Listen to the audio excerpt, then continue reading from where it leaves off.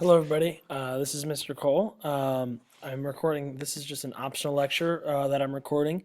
It is covering the stuff that we went over on Friday, 11/11.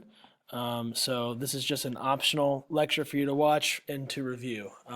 So our chapter 10 is on imperialism. So we're going to start with imperialism, with basically what it is. That word imperialism, the imperial part, all right, that's really the root word meaning an empire. So imperialism is about trying to form an empire, and it's really a policy in which a strong nation uses their economics, their political power, or their military to control weaker territories, either through actually controlling them physically and having that land and owning it, or just influencing the other country. Now, imperialism's been a thing for all of human history, but where we pick it up at is in the 1880s, where European nations had established colonies for centuries already. So, for example, our 13 colonies, the United States, was originally a colony of Britain, and that was part of their imperial nature that they had. Now, at this time, most of the colonies that are happening are in Africa or in Asia.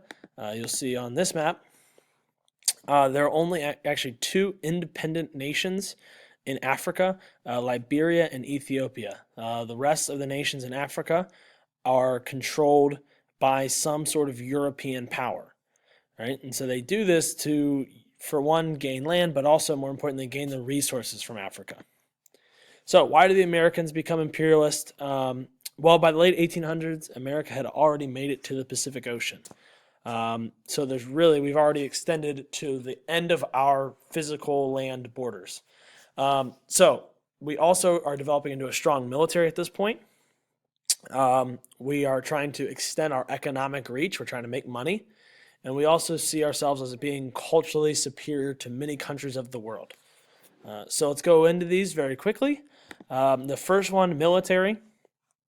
All right. Before this time period, before this early 1900s time period, our military was not the strongest military in the world. European nations had grown in strength and were stronger than our military, but we began to build our military up. We do it most specifically through the Navy. Alfred T. Mahan is the Admiral of the Navy, and he stresses that we need to build our Navy to be the third largest Navy in the world. You'll see a picture here of the Great White Fleet.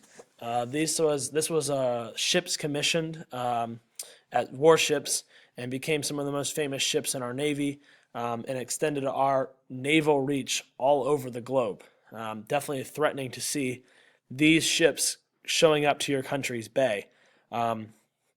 Fairly intimidating. All right, economics as well. Our country was driven economically to expand and to use other countries for to increase our policies. So economically, right, we are an industrialized nation at this point. So we are making a lot of goods, right, and we can't consume all of them.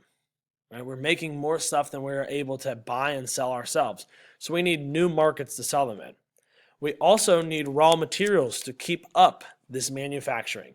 Right, we need minerals, we need iron, we need oil, we need all these things to keep growing our economy. So foreign trade becomes a solution to these problems. We need to go get resources from other countries, and we need to sell to other countries. All right, we also see ourselves as being culturally superior to other nations. So this idea of social Darwinism was very prevalent in our country at the time. This is the belief that competition and freedom of the markets leads to the survival of the fittest, and thus society advances as the weak die out and the strong keep growing. So as a country, we're a strong nation. We need to become a strong nation. So we need to go and take over weaker nations. Also, racism involved. Right? People believe that the Anglo-Saxon race, so Northern European, is the superior race, and that white people are superior to people of color in, say, Latin America or in Asia. And so thus we have a right to rule them as a nation. It's also a bit of religion. U.S. going out trying to spread Christianity to the world and also spread our civilization to the world. All right, we've had a this belief in manifest destiny, that it's our destiny to go from and expand as a country and keep expanding. And so this just continues after we have reached all 48 states here on this continent. We need to go find other continents to start controlling. So that is the little intro to imperialism. Again, it's a policy where nations extend control over other nations.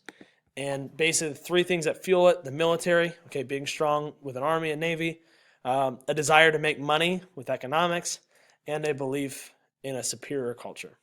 All right, thanks, guys.